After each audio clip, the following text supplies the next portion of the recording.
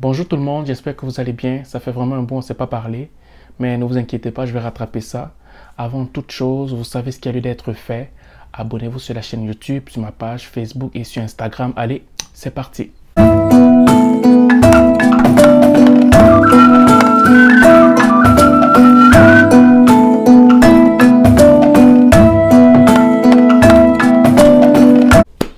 Le Canada reçoit 190 000 étudiants étrangers par année. C'est ce qui fait en sorte qu'il est classé 7e pays où les étudiants ont envie d'aller étudier dans le monde. Bon, moi, selon ma propre expérience, je pense que si les conditions d'éligibilité au Canada étaient moins rudes, comme ça l'est présentement, le Canada devait être parmi les 2 premiers.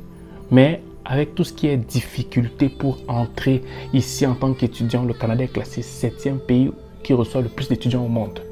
Bon, maintenant, la majeure partie des gens connaissent les procédures, comment entrer, comment faire tout ça, les choses comme ça.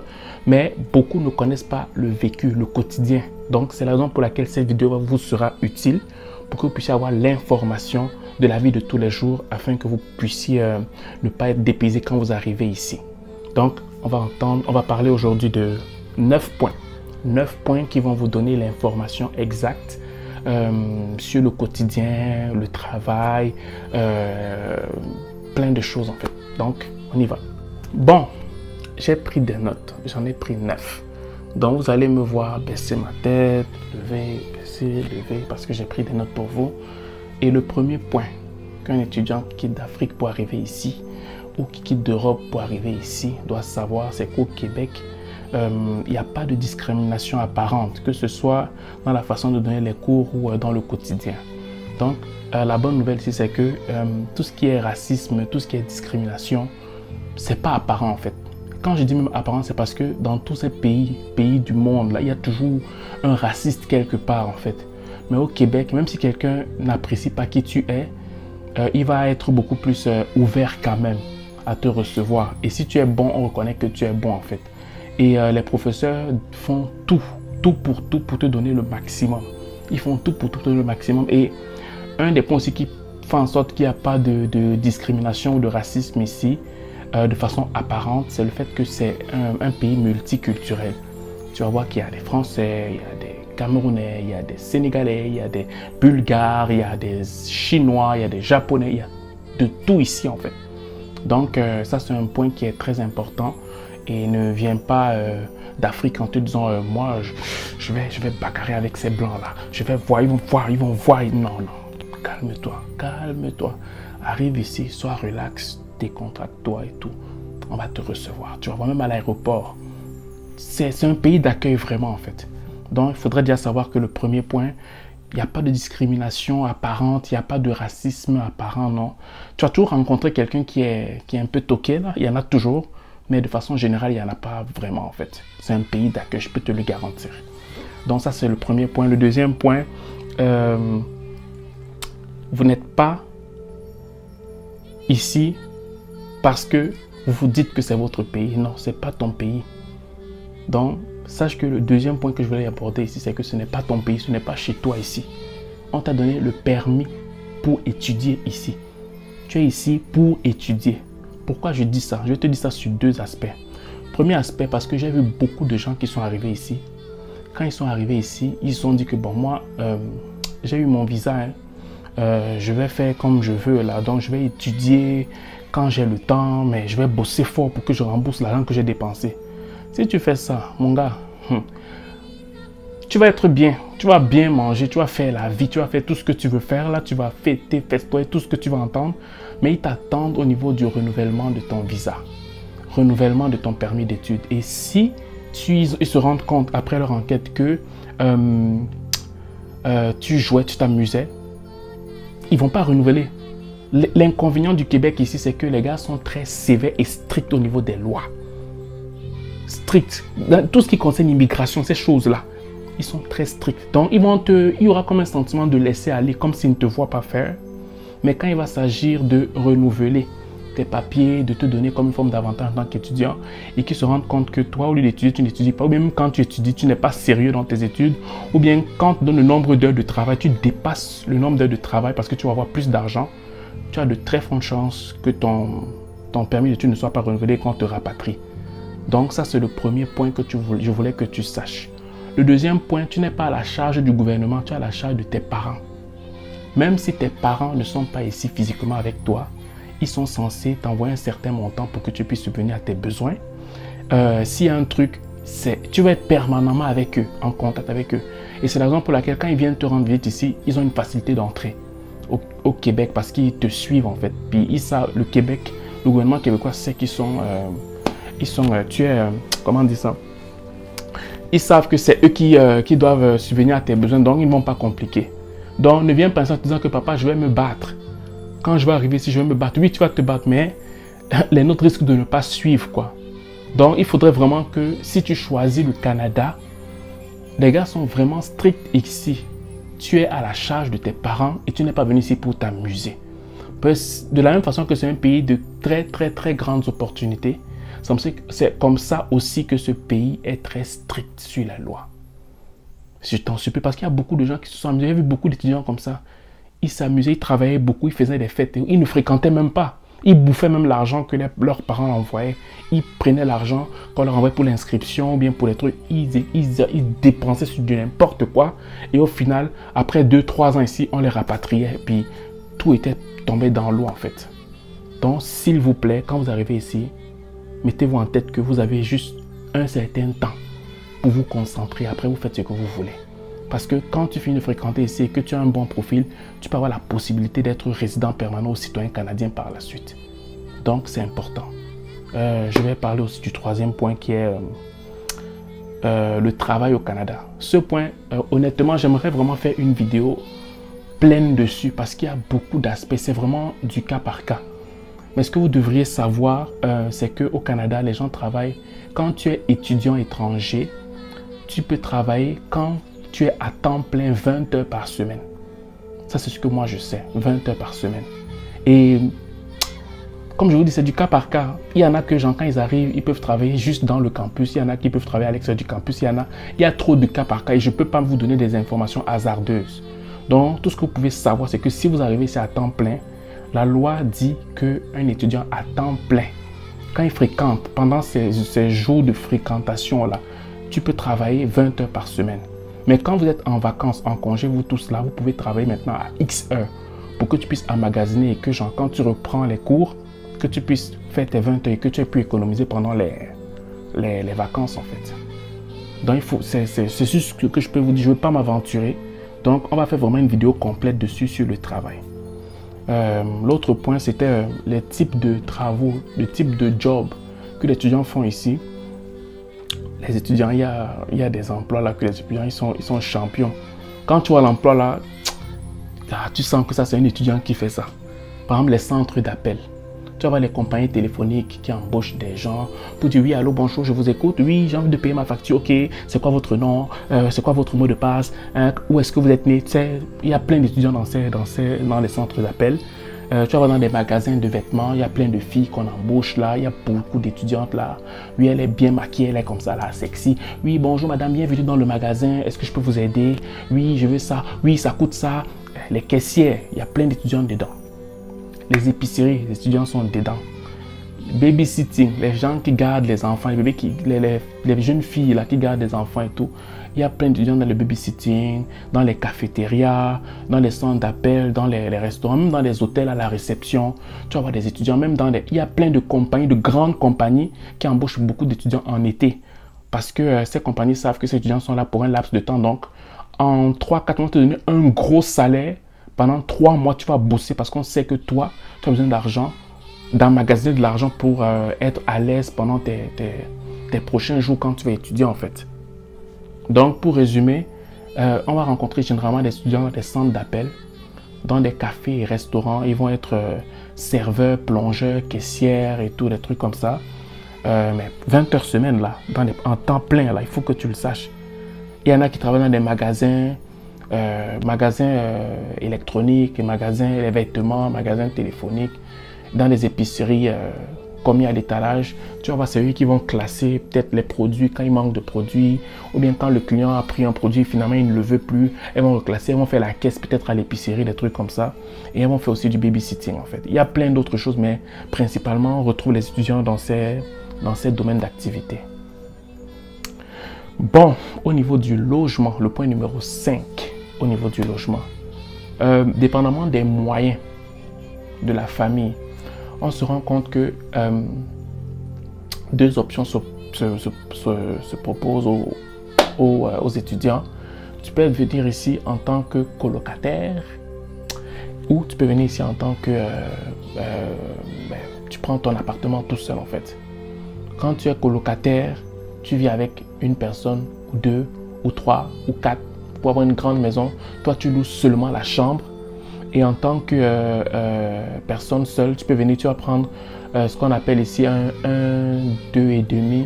Ça va être une chambre ou une cuisine avec des douches. Ou bien un 3,5, c'est un salon, cuisine, douche et salle de bain et tout ça.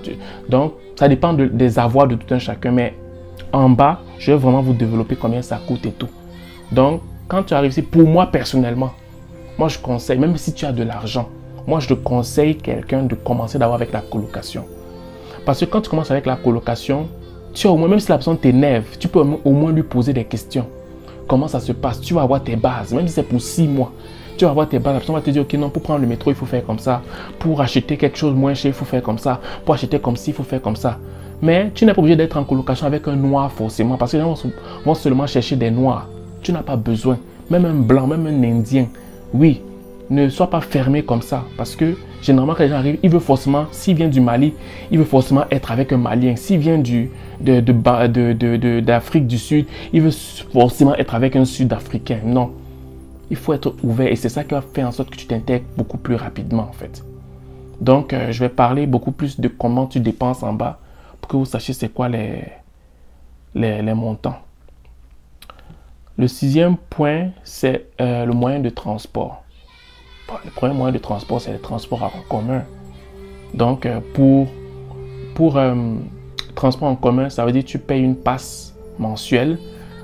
Tu peux prendre le métro avec ça. Tu peux prendre le bus avec ça. Et généralement, à Montréal, ça coûte pour les étudiants 52 $ par mois. Tu vas te dire, oh, c'est beaucoup. Non, c'est pas beaucoup parce que pour quelqu'un qui est normal, ça coûte dans les 85 $. Donc, pour un étudiant, c'est 52 $ par mois en fait.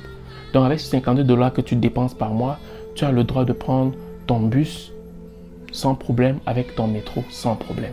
Et c'est quand même, pour moi, qui vis ici depuis très longtemps, c'est moins cher, quoi. Même s'ils augmentent ça chaque mois, chaque année, 2 $, 1 $. Avant, c'était quoi, 45 $? Ça monte très vite là. Mais présentement, en 2020, ça coûte 52 $. Bon, il y a aussi la possibilité pour avoir le moyen de transport, tu peux aussi prendre un véhicule d'occasion. Tu sais, si tu viens là-bas d'Afrique, là, tu viens avec disons, 1 million de francs CFA, qui est à peu près 2200 $. Tu peux avoir une petite voiture d'occasion là. Et tu roules, tu prends une bonne petite Toyota. Toyota, la qualité de la Toyota, tu ne dépenses pas beaucoup en carburant. Donc, tu mets ton petit carburant là, peut-être un 25 $ par semaine. Tu roules, tu pars au travail, tu reviens, tu pars à l'université, tu reviens. Mais si tu veux faire la fête partout là, tu vas dépenser plus de 25 $ par semaine. Donc, si tu achètes ta petite voiture, tu roules doucement, tu payes tes petites assurances là. Les assurances peuvent coûter quoi? Quand c'est une voiture comme ça qui date, ça peut coûter 35-40 $. Tu payes tes assurances et tout. Mais si tu veux aussi faire de l'argent, tu achètes une voiture usagée, mais pas trop bas de gamme. Moyen de gamme là, une voiture de moins de 10 ans, ça peut te permettre de faire ce qu'on appelle ici Uber. Donc, au lieu d'aller courir, chercher le travail par-ci, par-là, si tu prends une voiture à partir de 2012 là, voilà, 2012-2013 là, ça peut te permettre de faire le taxi qu'on appelle Uber. Donc, ça devient ton emploi à toi et tu n'as pas besoin de courir après quelqu'un pour chercher un emploi. Moi, c'est ce que je suggérerais à plusieurs étudiants qui viennent ici. Quand tu viens ici pour un moyen de transport, pour un début, tu peux acheter ta passe d'autobus. Mais quand tu commences à faire 1-2 ans ici, moi, je te suggérerais de prendre une voiture comme usagée, mais comme de 4-5 000 $, tu vas trouver un truc de 2012-2013. Tu peux faire Uber avec. Au lieu de courir, chercher l'emploi là-bas, chercher là-bas. Non, tu fais ton petit taxi course là et tout ça. Puis tu déposes des gens, tu les portes. C'est légal ici. Puis tu fais ton Uber et tu gagnes ton argent tranquillement. C'est ce que moi je suggère. Mais sinon, chacun fait ce qu'il veut, quoi. Ça, c'était le 6e. Le 7e point.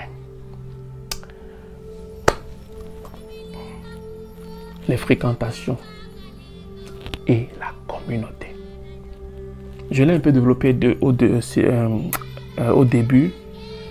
Mais quand tu viens ici, pardon, si tu viens par exemple du Cameroun d'où moi je viens, ne cherche pas forcément les Camerounais. Parce que les Camerounais que tu vas chercher, le Malien que tu vas chercher, parce que tu viens du Mali et tu dis que vous allez vous entendre, ce n'est pas vrai. Parce que tu ne connais pas leur passé. Généralement, entre nous, Africains, ici, là, on aime se faire des coups bas. Je te le dis clairement. Donc, tu peux être véritablement ami avec un Québécois. Tu peux être véritablement ami avec quelqu'un qui vient de l'Inde. Tu peux être véritablement ami avec quelqu'un qui vient de la France. Tu peux véritablement être ami avec quelqu'un qui vient de l'Inde. Donc, ne cherche pas forcément ton frère africain du même pays. Non, c'est une erreur terrible. Parce que le gars va se dire que bon, il vient d'arriver. Si je lui donne tous mes secrets, le gars peut me dépasser, hein. Si je lui dis tout ce que j'ai vécu là, mince, le gars peut me dépasser. Donc, je ne vais pas lui donner toutes les informations. C'est même pour ça que je fais ces vidéos-ci. Parce que nos frères africains, ici, généralement, quand ils savent qu'ils ont fait des conneries et que toi, tu viens d'arriver, il ne va pas te donner les informations. Il va te donner des petites pistes là, mais il ne va pas tout te dire pour que tu ne le dépasses pas. Donc, quand tu arrives ici, s'il te plaît, je t'en supplie. Si tu tombes sur ton frère qui est vraiment sincère, tant mieux, gloire à Dieu. Mais ne mets pas dans ta tête que tu vas forcément chercher quelqu'un qui vient de ton pays et que forcément il aura la même chaleur du pays là. Alors que toi, tu es toi seul qui va plonger dans tes souvenirs. Lui n'est plus là-dedans. Lui, il est grillé complètement par le système. S'il peut abuser de toi, il va abuser de toi et il va abuser au nom de la fraternité. Ah, tu es mon frère, non? Donc, passe-moi ta carte de crédit, prête-moi. Il va te faire ça dur. Est-ce que je dis qu'il ne faut plus être avec ton frère du même pays? Non. Je veux simplement dire que fais parler ton jugement, même si c'est ton frère du même quartier. Parce qu'ici, ça change les gens. Le Canada change les gens. Donc, quand il vient vers toi, s'il te plaît, ne te dis pas que tu baisses les gars. Non, c'est là où il faut que même tu élèves encore plus tes gars. Quand c'est même un Africain là, tu lui poses des questions stratégiques, tu te renseignes avant. S'il te dit quelque chose, renseigne-toi 2-3 fois avant de faire ce qu'il t'a dit. Parce que tu ne sais pas. Tu ne sais pas. Fais attention. Les fréquentations, la communauté là. La communauté, c'est mon frère. Oui, la communauté camerounaise, la communauté sénégalaise. On va t'enfoncer, toi, tu vas confirmer. Il te dit ça. Fais attention. Quand il s'agit de tout ce qui est communauté, fréquentation là, tout ce qu'on te dit à tes débuts là, vérifie 2-3 fois avant de faire. Parce que si tu ne fais pas ça et que tu fais confiance aveuglément, tu vas voir que tu vas perdre le temps. Le temps que tu te rends compte, le gars sera déjà loin.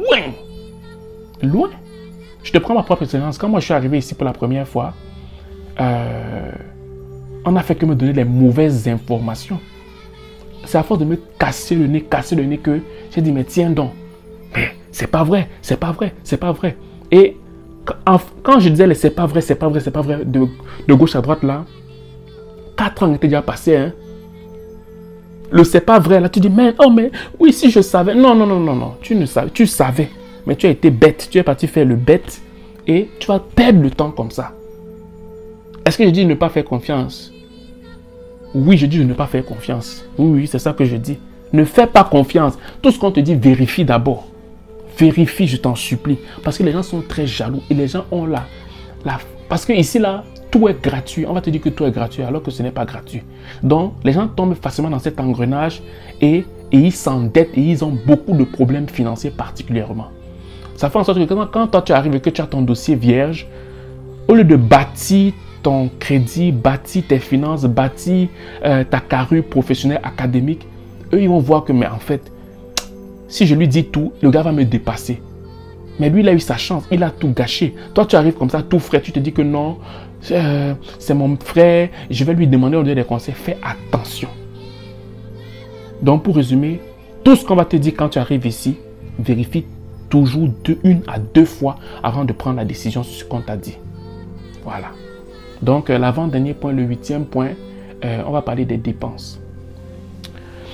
On va parler des dépenses. On va commencer par quelqu'un qui vit seul. OK? Et après, je vais juste rajouter des petits points pour quelqu'un qui vit... Non, on va commencer par quelqu'un qui vit en colocation. Et après, je vais rajouter juste des petits points de différence pour quelqu'un qui vivrait seul, en fait. Donc, la première des choses, c'est que avant même de parler des différentes dépenses que quelqu'un pourrait faire ici au Canada, un étudiant, mets d'abord dans ta tête que tes parents doivent d'abord, je vais dire avant de commencer quoi que ce soit, avant même qu'on parle de ton 20 heures par semaine, sache que tes parents doivent d'abord t'envoyer minimum entre 800 et 1000 dollars par mois. Et moi, j'ai calculé, c'est entre 350 000 et 450 000 francs CFA par mois. Et ça, là, c'est la base. C'est pour payer peut-être ton loyer, pour payer ta bouffe, payer ta passe. Des trucs de base. Parce que s'ils ne t'envoient pas ça, tu es déjà mal barré. Parce que j'ai connu des amis qui étaient obligés de travailler dans le noir. Ils n'avaient pas le choix. Parce que son père peut-être est mort. Peut-être que son père a perdu son emploi. Et le gars était obligé de se battre. Je ne sais pas comment il faisait. En fait, c'est que les gars apparaissaient. C'était devenu des esprits. Tu vois comment il disparaît 2 mois. Tu ne sais pas d'où il sort. Le gars est obligé de travailler 24 sur 24. Mais je dis, mais tu es étudiant, tu n'as pas de droit. Mais les gars étaient obligés de travailler. Les gars étaient obligés. Je ne sais pas comment ils faisaient. Ça ne m'intéressait pas vraiment. Mais ils étaient dans de sales draps. Donc, généralement, avant même d'arriver ici, là, c'est même mieux d'avoir même 6 mois d'avance ou 1 an d'avance pour que tu aies ton 1000 dollars par mois ou ton 800 dollars par mois. Au cas où il y a un problème, au moins, tu sais que tu as même 3-4 mois pour pouvoir réagir par rapport à ça. Donc, s'il te plaît, avant de ne te dire toutes les dépenses que quelqu'un peut faire, seul, un étudiant, je te dis d'avance déjà que ton parent doit t'envoyer minimalement entre 800 et 1000 dollars par mois. Parce que ici, pour quelqu'un qui vit en colocation, moi, je suggère que quand on dit colocation, c'est que tu vis seul avec quelqu'un. Tu vis avec quelqu'un, excusez-moi. Tu ne dois pas vivre avec 2, 3, 4, ça va créer des problèmes. Donc, si tu dois vivre en colocation, vis avec une personne. Point final. Pour moi, c'est ça. Et si tu vis avec une personne, les prix tournent autour de 400 à 600 dollars pour la colocation. Quand je te parle de 400, c'est parce que tu vas vivre dans un quartier qui est très immigré. Donc, il y a beaucoup d'immigrants là-bas. Et tu sais, des coins où il y a trop d'immigrants, généralement, même quand il y a le développement, dans ce coin-là, ils apportent une forme de mentalité où c'est un peu rétrograde. Où tu vas avoir des cafards qui tournent partout, des cartons partout. En tout cas, tu retrouves le bled facilement en miniature là-bas, en fait. Donc, c'est dans ce coin que tu vas trouver un truc, une petite chambrette de 350-400. Mais 600 dollars par mois pour ta chambre, où il y a l'électricité, Internet, tout inclus. Tu as le frigo que vous allez peut-être partager à 2. Tu cuisines, vous partagez le salon à 2. Vous partagez les toilettes en 2 et tout. Tu peux trouver un truc moyen. 600 dollars, c'est correct. C'est correct. Donc, il faut savoir que si tu vis en colocation, prévois entre 400 et 600 dollars par mois. C'est ça. Maintenant, pour la nourriture, pour un étudiant, tu peux dépenser à peu près... Si tu es comme correct, tu ne dépenses pas bêtement là, tu peux dépenser entre 200 dollars par mois. Pour le téléphone, si tu ne peux pas prendre un téléphone avec 20 gigas ou 100 gigas, si tu prends un truc 5 gigas, 4 gigas, tu peux dépenser à peu près 50 dollars par mois pour le téléphone. Bon, maintenant pour la passe d'autobus, je l'ai dit plus haut là, tu peux dépenser 52 dollars par mois. Pour la passe d'autobus. Mais si tu as une voiture d'occasion, tu peux dépenser 120 dollars par mois en raison de 30 dollars par semaine. Parce que je me dis que tu vas aller voir des amis et tout. Et tu prends une Toyota, une voiture économique. Ne peux pas prendre la dernière Porsche et tout ça. Parce que juste en appuyant sur la vitesse, le gaz est fini. En passant, ici là, le carburant, on appelle ça gaz. Hein. Ne viens pas ici, toi te dis, hey, j'aimerais acheter le gaz. C'est pas pour préparer à la cuisine. Non. Ici, le carburant est appelé le gaz. Donc, pour dépenser en raison de 25-30 dollars par semaine, si tu prends une Toyota, une vieille, toi même c'est une 2002, 2000 là, ça va. tu vas acheter ça peut-être à 2500, 3000 dollars. Oui, tu peux dépenser à peu près 30 dollars par semaine. Et les assurances, tu peux dépenser pour ta voiture à peu près 30 dollars, 40 dollars par mois en fait. Est-ce que c'est clair les amis? Voilà. Bon, le divertissement. Bon, moi, je vais être très simpliste. Et j'entends par quoi? Ça dépend de chacun. Chacun a sa définition de divertissement. Mais pour aller faire le shopping, cinéma, boîte de nuit, concert, attraction, recevoir des amis et tout ça, moi j'ai mis 200 dollars. Mais ça, c'est vraiment la base. Ça, ce n'est pas pour donner la crise cardiaque aux parents. Parce que je fais cette vidéo pour que les parents essayent de prévoir un peu combien ils peuvent envoyer mensuellement. Papa, pour ne pas avoir de crise cardiaque, ou bien pour discipliner ton enfant, donne-lui 200 dollars par mois pour le divertissement. Parce que s'il veut faire plus, il faut qu'il aille travailler pour avoir l'argent là. Donc, pour moi, pour quelqu'un qui est comme un basic des basics, un divertissement de 200 dollars, il peut se battre avec ça. Donc, maintenant, j'ajoute maintenant pour celui qui vivrait maintenant seul. Parce qu'on parlait de celui qui vivait en colocation, donc avec quelqu'un, il partageait les tâches. Pour celui qui vit seul, on va rajouter dans ce que j'ai déjà ajouté. Déjà, quand tu vis seul, ton loyer que tu payes mensuellement, ça coûte entre 600. 600 là, je te parle d'un 3,5. 3,5, ça inclut le salon, la cuisine, la salle de bain et une chambre. Et une chambre, c'est entre 600 et 800 dollars par mois. Bien évidemment, comme je vous ai dit, 400 et 600 pour une chambre. 600 et 800. 600, c'est un peu africanisé, un peu démuni, un peu mu sale, un peu odeur de... Vous voyez ces odeurs-là, j'ai pas besoin de vous dire. Les odeurs de... Voilà, c'est le genre d'odeur-là qu'on va sentir dans les appartements de 600 dollars. Les appartements de 800 dollars sont des appartements qui commencent à être corrects. Correct, c'est celui qui entretient l'immeuble, ça sent bon quand tu entres, ça ne sent pas l'urine, ça ne sent pas les déchets. Quand tu entres, tu es content. Quand tu entres dans l'immeuble, la température baisse. Tu respires, mais quand dans les appartements de 600 dollars, là, il faut que tu mets... tu dois retenir ton nez avant d'entrer. Donc, je préfère vous dire la vérité. Il ne faut pas que quelqu'un te dise que moi, oh, je suis au Canada, oh, j'habite dans un appartement. Tu dis que ton appartement coûte combien par mois? Si tu dis que c'est dans les 600 là, il faut avoir... Il peut avoir des puces de lit chez lui. Il faut faire attention. Donc, mais tu peux commencer avec moi aussi quand je suis arrivé chez nous. Quand on est arrivé ici, pour la première fois au Canada, je pense que nos appartements, on était 4. On avait dépensé, on peut dépenser, 150 pour un 4,5. Donc, 2 chambres, salon, douche, cuisine. Mais il y avait des puces de lit partout, papa. Je dors comme ça là. Quand je me réveille, je vois le sang sur mon matelas. Parce qu'il y a des puces. Il y a ce qu'on appelle ici des puces de lit. Parce que ça peut infecter toute la maison et tout. Donc ça s'infiltre dans les matelas. Ça te pique comme ça. Ça ne tue pas. Mais quand un quartier est insalubre, il y en a beaucoup. Donc, on est resté là pendant 1 an quasiment. Après, chacun a commencé à se battre. Donc, pour commencer, sache que si tu veux vivre seul, que tu ne veux pas vivre en colocation avec quelqu'un, prépare 600 dollars dans un quartier bizarre, de 600 à 800 dans un quartier bizarre. Ben, tu peux aussi avoir la chance, tu tombes sur un appartement, un sous-sol, tu payes 600 dollars, puis c'est propre, hein, mais de façon générale. 600 dollars, ce sont des quartiers un peu bizarres et 800 dollars, c'est des quartiers corrects et puis voilà quoi, tu es bien sur le plan psychologique quand tu arrives chez toi. Donc, il y a ça pour quelqu'un qui vit seul. Voilà. Il y a aussi l'Internet à domicile. Généralement, tu peux dépenser 60 dollars par mois. Oui, incluant ces 60 dollars par mois que tu peux redépenser.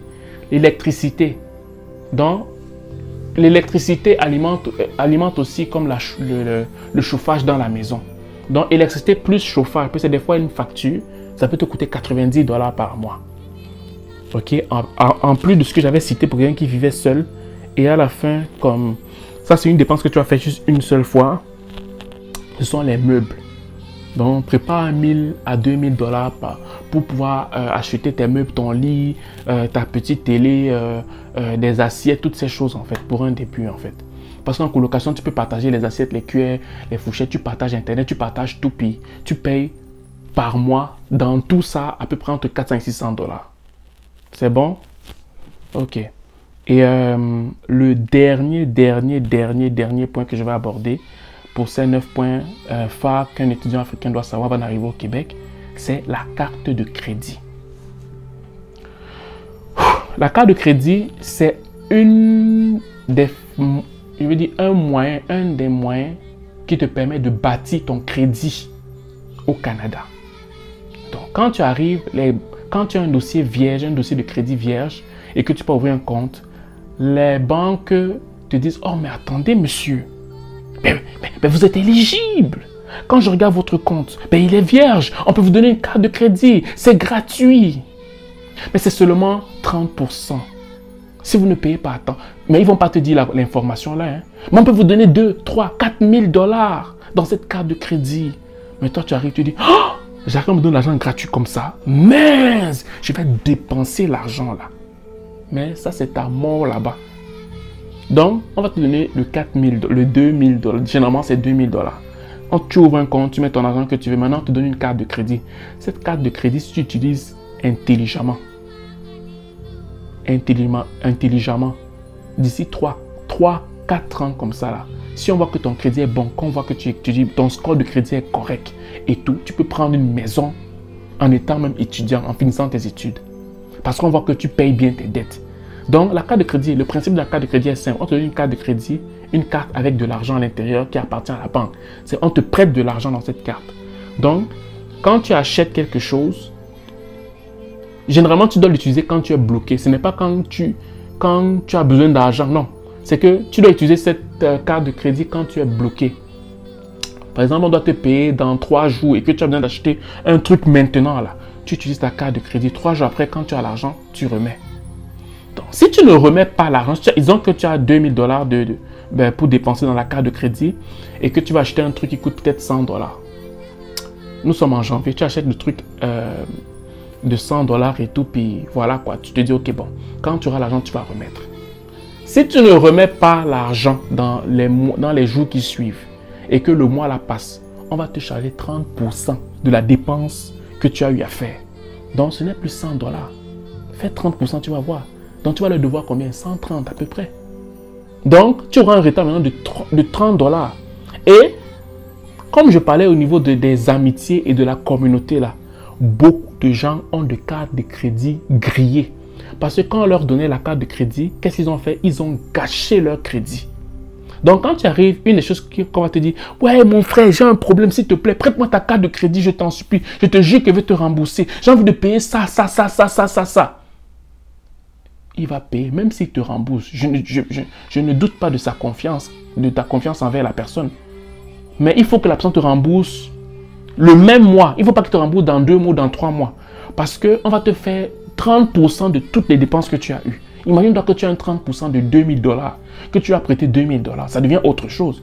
Et plus tu perds le temps, plus ça augmente. Ça augmente. Donc pour moi, quand tu arrives, oui, je suis d'accord qu'il faut prendre la carte de crédit, mais dis-toi que la carte de crédit doit te permettre de bâtir ton crédit au Canada. Donc ne donne ça à personne. Donc tu achètes, si tu as de l'argent, achète et rembourse-toi, achète et rembourse-toi. Ça fait en sorte que ces transactions-là vont développer ton crédit. Donc, je t'en supplie, fais attention avec la carte de crédit. Donc, voilà, nous avons fait tous les points. Je m'excuse si j'ai un peu été long, mais j'essaie d'être un peu bref dans tous les points. Et je vais développer point par point. Donc, c'est un peu ça que je voulais vous dire pour ce qui concerne les 9 points phares qu'un étudiant africain doit savoir avant d'arriver au Québec. Bon, les amis, nous sommes arrivés à la fin. Ne vous inquiétez pas, si j'ai été trop rapide, c'est pas grave. Pour chaque point, je vais faire une vidéo. Pour chaque point, je vais faire une vidéo. Ça va être des séries de vidéos pour que ce soit beaucoup plus clair. Je vous ai dit, je n'ai pas développé le point sur le travail, par exemple, parce que c'est vraiment du cas par cas. Je vais tout faire pour que ce soit clair. Donc, ne vous inquiétez pas. Prenez ce que je vous ai donné et soyez patient. Donc, je vous en prie, vous pouvez abonnez-vous sur la chaîne YouTube, sur la page Facebook et Instagram parce qu'il y aura beaucoup de contenu.